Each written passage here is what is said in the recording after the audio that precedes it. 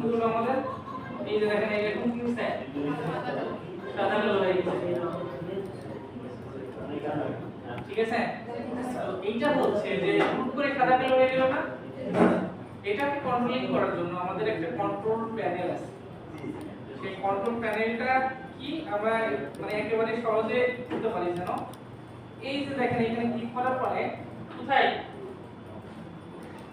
আমরা হচ্ছে এই প্যানেলটায় এই যে এখানে এসে দেখেন ইফেক্ট কন্ট্রোল আছে ইফেক্ট কন্ট্রোল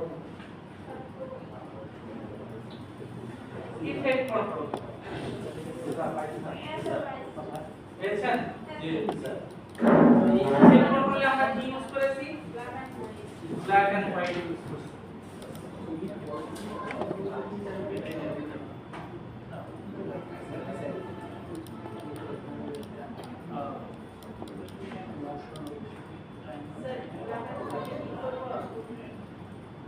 এই যে ব্ল্যাক এন্ড হোয়াইটে ক্লিক করে নিয়ে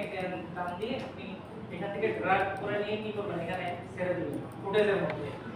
ফুটেজের মধ্যে ছেড়ে দেওয়ার পরে কি হচ্ছে আমাদের ব্ল্যাক এন্ড হোয়াইট হয়ে গেছে স্যার ইফেক্ট কন্ট্রোলটা কোথায় পেলাম স্যার ইফেক্ট কন্ট্রোলটা হচ্ছে এই প্যানেলের মধ্যে এই যে এখান থেকে আমরা ইফেক্ট কন্ট্রোল পেয়েছি আগে সোর্স প্রোগ্রাম ছিল এরকম ছিল না তো এখান থেকে আমরা কি করব ইফেক্ট কন্ট্রোলে আসব ইফেক্ট কন্ট্রোলে আসার পরে আমাদের ফুটেজের মধ্যে ক্লিক করব করলে এখান থেকে কিছু ফাংশন চলে আসবে ঠিক আছে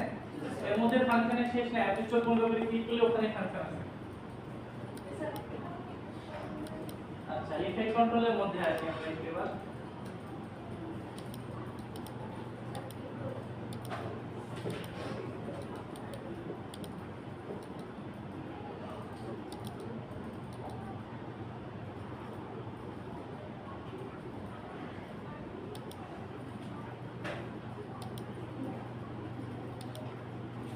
এ পর্যন্ত আসছেন আচ্ছা আপনাদের জন্য সহজ করে এই পর্যন্ত মাইক্রো আমরা অন্য কাজ শিখতে পারি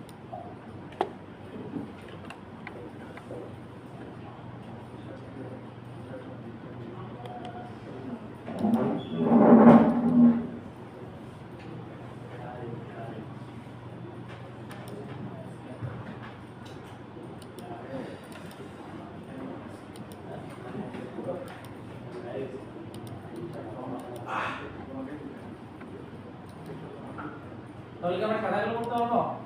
জি স্যার তো এখন যেটা করব সেটা হচ্ছে এই ফুটেজটুকু আমরা একটু একটা চ্যানেলে নিয়ে গেলাম উপরের দিকে পারবো না নিতে